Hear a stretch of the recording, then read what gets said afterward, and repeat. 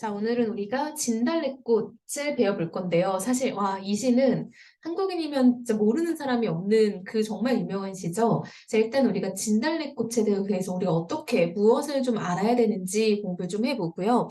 사실상 노래로 접한 사람들도 많을 거고, 이거를 되게 시로, 뭐 이렇게 가사나 뭐 어떤 이런 시어로 많이 접했을 때 진짜 익숙할 거예요. 굉장히 낯익고 모두가 다 아는 건데, 과연 시험에 출제될 땐 무엇을 물어볼 수 있을지 이런 것들을 우리가 좀 정리를 해봐야겠죠. 자, 일단은 진달래꽃이라는 시는요.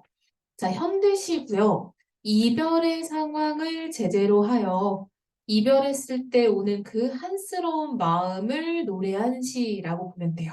자, 그랬을 때 이 김소월이라는 시인이 굉장히 운율을 중시하는 사람이에요. 그래서 이 사람은 민요적인 특징을 가진 시들을 되게 많이 썼고, 민요적이다라는 것 자체가 굉장히 운율이 살아있고, 그리고 뭔가 딱 따라 불렀을 때 입에 착 감기는 그런 게 있다라는 거죠. 그래서 이 민요적인 성격에는 우리가 글자 수가 7글자, 5글자가 반복되는 7호조, 그리고 세 덩어리를 보통 끊어 있는 삼음보, 이런 것들이 민요적인 특징인 거거든요. 그래서 이 시는 이러한 민요적 율격을 많이 갖추고 있는 시라고 볼 수 있어요. 자, 우리 한번 내용을 정리하면서 또 한번 볼게요. 자, 나보기가 역겨우라고 하죠. 여러분, 나는요, 우리 겉으로 드러난 시적 화자라고 했죠. 자, 근데 이 화자가 뭐라고 하냐면, 나보기가 역겨 가실 때에는 이라고 잘 보세요. 가정한 거야. 자, 봐봐. 이별을 지금 하는 중이다. X죠. 이별을 그냥 가정만 해본 거야. 내가 그런 이별의 상황을 생각해 봤는데, 뭐 이런 느낌인 거죠. 사실상 지금. 자, 말없이 고이 보내 드리우리다. 근데 내가 말없이 그냥 보내주겠대. 보니까요, 이 화자는 이별을 수용하는 측면이 있는 거죠. 자, 영변의 약산. 영변은요, 실제로 평안도 쪽 북한이죠. 에 있는 구체적인 지명이라고 해요. 그러니까 실제 북한에 있는 어떤 지명인 거죠. 자, 그러니까 아무래도 사실성이 살아나고요. 이곳이 도시는 아니거든요. 그러다 보니까 향토성 같은 게 살아있다라고 볼 수 있겠죠. 약산도 실제 그 지역에 있는 산이래요. 근데 거기에 진달래꽃이 유명한데 그 님이 떠날 때 한아름, 아름이라는 거 이렇게 한가득이란 뜻이죠. 가시는 길에 뿌려주겠대요. 봐봐. 님이 지금 이별해서 나를 떠나가는데 그 님이 가는 길에 꽃을 뿌려준대요. 이런 봐봐. 가는 길에 이렇게 꽃을 뿌려줘. 우리 이런 거 뭐라고 해? 그렇지. 꽃길이잖아요. 꽃길만 걸어 무슨 뜻이야? 좋은 님인 거잖아. 그치? 이건 저주하는 건 아니잖아요. 꽃길만 걸어라는 거는 네가 잘 되길 바랄게 이런 거잖아요. 즉 이런 거 우리가 불교에서는 산화공덕이라고 해요. 자, 무슨 말이냐면 꽃화자 흩뿌릴산 빌공자 덕인 거예요. 즉 꽃을 흩뿌려서 덕을 빈다 이런 말인 거예요. 그래서 산화공덕이라는 어떤 불교적인 메시지도 들어있고 우리가 흔히 아는 그 꽃길도 있어요. 꽃길. 그러니까 한마디로 어떤 앞날에 대해서 좀 축복해주는 그런 느낌인 거죠. 가시는 걸음걸음 노인 그 꽃을 자 누가 가 그렇지 님이 가는 거죠. 자 사뿐히 들여밟고 가래요. 자 봐봐 님이 나를 떠나가는데 꽃길을 어떻게 밟아야 되냐면 사뿐하게 근데 들여밟으래. 여러분 들여밟는 건 막 짓이겨 밟는 거예요. 굉장히 세게 밟는 거죠. 그럼 이게 사실상 가능한 거야 불가능한 거야? 그렇지 사실 불가능한 거죠. 사뿐한 것과 지려밟는 건 거의 대척점이라는 말이야. 이거는 역설법이라고 볼 수 있겠죠. 자, 나보기가 역겨워 가실 때는 죽어도 안 올 거래요. 여러분 봐봐. 근데 화자는 지금 슬퍼 보여, 안 슬퍼 보여? 되게 슬퍼 보이죠? 지금 이별을 하지도 않았는데 이별의 상황을 가정해 놓고 이런다면 이럴 거야, 이런다면 이럴 거야 라는 말을 하는 거니까 사실 되게 슬프고 이별하고 싶지 않은 것 같은데 나는 보내줄 거고 절대 안 올 거다라고 말을 하는 거죠. 그래서 이 시의 화자는 이별의 상황을 가정함으로써 이별을 수용하는 것처럼 보이지만 사실은 이별을 굉장히 거부하고 싶은 사람인 거죠. 자, 그랬을 때 이 진달래꽃 제목이죠. 자, 이 진달래꽃은 과연 뭔가 봤더니 화자가 님이 떠나는데 산에까지 올라가서 따오는 거잖아. 즉 화자의 어떤 정성과 사랑이 응축돼 있으면서도 그 힘든 산에까지 등산해서 가져왔어. 희생적이고 헌신적인 그런 사랑인 거죠.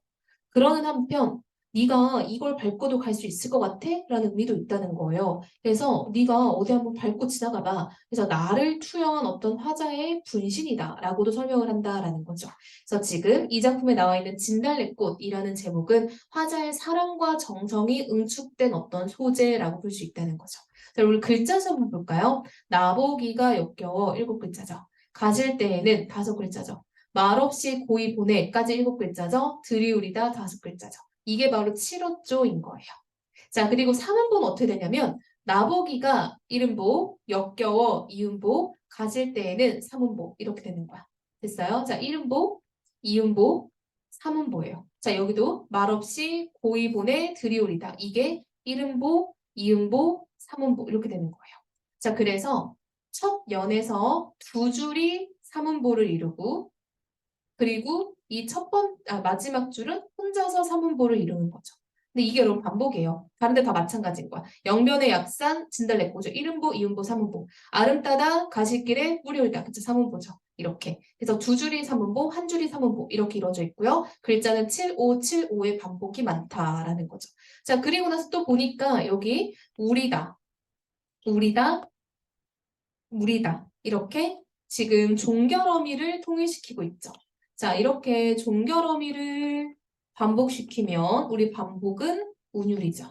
자, 종결어미의 반복은 운율 형성, 의미 강조라고 했죠. 그래서 동일한 종결어미를 반복시킴으로써 운율을 만들어준다라는 거죠. 자, 그래서 이 시는 이별의 정한을 노래한 현대시이고요. 민요적인 성격을 계승해서 7호조나 3음보를 지금 유지하고 있다라는 거를 잘 정리해 놓으면 좋을 것 같아요. 자, 그리고 보통 이렇게 설명하기도 해요. 이게 지금 4연짜리잖아요. 그래서 이게 기, 승, 전, 결의 사단 구조다라고 말하기도 해요. 그래서 이거 이제 한시의 어떤 그런 구성을 좀 계승을 했다라고 보면 되는 거예요. 자, 이렇게까지 해서 우리 진달래꽃 봤고요. 자, 뒷장 보면은 우리가 가실이라는 게 이제 또 학습 활동이 있어요. 자, 이게 왜 같이 나오냐 하면은 내용이 너무 비슷해서 그러는 거예요. 자, 근데 이 가실이는요, 고려 가요예요. 고려 가요. 그럼 고려가요는 고려시대에 만들어졌다는 게 너무 당연하겠죠. 제목이 고려가요니까. 자, 이 고려가요는 연이 나눠져 있는 그걸 우리가 분연체라고 하거든요. 총 4연짜리예요. 자, 그리고 두 번째, 후렴구가 있어요. 이게 고려가요의 엄청 전형적인 특징이거든요. 후렴구 말고도 여음구라고 부르는 것도 있어요. 여음구는 좀 더 어절단이고 후렴구는 좀 행단이라고 보면 돼요. 자, 이렇게 후렴구나 여음구가 있어서 굉장히 운율이 많이 살아있는 근데 이러한 후렴구나 여음구는 내용과는 아예 무관하다라는 게 특징이에요. 그러니까 내용과 아무 상관이 없는데 계속 반복하는 구절이 있다. 이게 되게 특이한 거고요. 자, 세 번째는요. 보통 이 고려가요도 3음보로 이루어져 있고 자, 네 번째 이건 내용적 특징인데 그 백성들 사이에서 유행하다가 나중에 궁궐에 편입되었을 거다라고 추측을 해요. 자, 민간에서 유행하던 과정에선 입에서 입으로 전해지던 구전의 방식이었고요. 나중에 궁궐로 들어갈 때는 한글로 채집해서 기록되는 단계가 있었다라는 거야.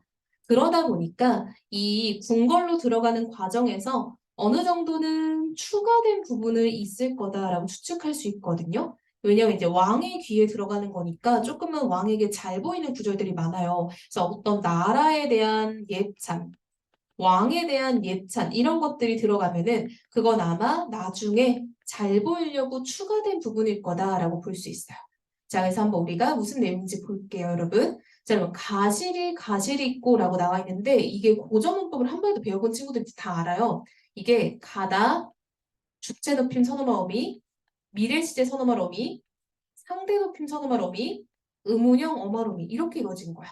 그래서 가시렵니까? 이렇게 존댓말로 물어보는 말투인 거예요. 그러니까 아직 안 간 거예요. 그쵸? 미래 시제니까. 자, 그래서 이 가실이 있고는 갈 거예요? 이렇게 물어보는 거죠. 자, 여러분 여기 나와 있는 이 나는요. 아임이 아니라 이건 다 의미가 없는 여음구예요. 자, 그리고 여기 위 증제가 태평성대 지금 4번 나오죠. 이거는 우리가 의미가 전혀 내용과 상관이 없는 이게 후렴구인 거죠. 그래서 여기 나와 있는 이 나는이라는 여음구들 해석 안 하고요. 여기 있는 후렴구 해석을 안 해요. 근데 보니까 태평성대래. 나라가 살기 좋다라는 거죠. 이게 바로 궁궐로 편입될 때, 궁중 편입 시기에 추가됐을 것이라고 추측하는 거죠. 추가되었을 것으로 추측하는 구절인 거예요. 왜? 이게 봐봐. 전반적으로 그냥 이별 노래거든요. 이별 노래에서 갑자기 우리나라 살기 좋은 태평성대 안 어울린다라는 거죠. 그래서 아마 이건 나중에 추가가 되었을 거다라는 거예요. 자, 그래서 이 후렴구는 궁중 편입의 증거다라고 볼 수 있겠고요. 자, 다시 한번 우리 내용을 보면 가시렵니까? 라고 화자가 님에게 물어보는 상황인 거죠. 너 갈 거야? 라고. 자, 버리고 누구를? 날 버리고 갈 거야? 라고 물어보는 거지. 즉, 화자는 지금 이별의 상황에 처해 있는 것 같아요. 그러니까 너 진짜 가는 거야? 라고 물어보는 거죠. 자, 두 번째. 날로는, 자, 여기도 시적화자 겉으로 드러나 있죠. 나보고는 어찌 살라 하고 날 버리고 가시렵니까? 라는 거죠. 너 진짜 가는 거야? 확인하는 거죠. 잡사와 두어리만 나는, 여러분 여기는 아래아 아래아예요. 이거는 아까 나왔던 이 나는 하고 달라요. 그쵸? 얘랑 다르죠? 얘는 아래아 아래하고 오른쪽은 아래하잖아. 얘는 여음구지만 왼쪽은 진짜 의미가 있어요. 어미예요. 자, 잡아두고 싶지만은 이런 말이야. 자, 서운하면 아니 올세라가 자 오다라는 어간의 리을세라라고 했죠. 자, 얘는요. 뭐뭐 할까 두렵다라는 뜻으로 해석하는 거예요. 자, 잡아두고 싶지만 내가 잡아서 걔가 기분이 나쁘면 안 올까 봐 두려워서라는 거야. 즉 한마디로 화자는 어쩔 수 없이 이별을 수용하고 있다라는 거야. 자, 서러운 님, 보내움 나니. 자, 뭐 내가 서러워하면 님을 보낼 수도 있고, 여러분, 님도 사실 내가 싫어서 떠나는 걸 수도 있지만 아닐 수도 있잖아요. 그쵸? 님도 그냥 이유가 있어 떠나는 걸 수도 있어요. 예를 들면 뭐 이사라든지, 뭐 발령이 났다든지 뭐 이런 문제도 있을 거 아니에요. 서러운 님을 보내옵노니 가시는 듯 돌아오세요라고 내가 바라는 마음인 거죠. 즉, 화자의 소망이잖아. 다시 돌아오길 바라는 거. 화자의 소망을 직접적으로 표출하고 있죠. 네가 가는 듯 돌아왔으면 좋겠어 라는 거죠. 그래서 화자의 소망을 직접적으로 표출함으로써 시를 마무리하고 있다라는 거죠. 자, 그럼 이 시의 화자는요. 전반적으로 적극적이에요? 소극적이에요? 자, 이 시의 화자는 전반적으로 적극적이야? 소극적이야? 그렇지. 소극적이죠. 이별을 적극적으로 부정도 못해. 나 싫어할까 봐 라고 하면서 결국은 이별을 수용하고 있죠. 안 하고 싶은데 어쩔 수 없이 수용한다라는 거예요. 그래서 이 시의 화자는 지금 이별의 상황에서 이별을 수용하며 님을 보내주는 이게 여러분 이제 전통적으로 우리 여자들이 이랬다는 거예요. 그래서 전통적인 여인상이 드러난다 이렇게 표현을 하는 거예요. 보통 사람들이 다 이랬다라는 거죠. 자, 그리고 여러분 보면, 자, 이 시도 삼음보라고 했잖아요. 자, 어떻게 삼음보냐면, 가실이 있고, 이렇게 삼음보예요. 하나, 둘, 셋, 이렇게. 이게 아니고. 그래서 삼음보고, 총 4연짜리죠? 그래서 얘도 전반적으로 구성은 기, 승, 전, 결의 4단 구조라고 해요. 이렇게. 기승전결. 그래서 고려가요 중에 가장 유명한 가시리를 공부를 했고요. 가시리 역시 이별의 정안을 노래하고 있는 작품이기 때문에 우리가 진달래꽃하고 함께 공부를 해주는 거죠. 송민곡하고는 어떤 관련이 있을까라고 한다면 송민곡도 어쨌든 전통적인 어떤 여인의 슬픔을 표현하고 있다라고 한다면 가시리도 마찬가지다라는 거죠. 그래서 정리를 한번 잘 해보고 질문 있으면 정리를 해봅시다.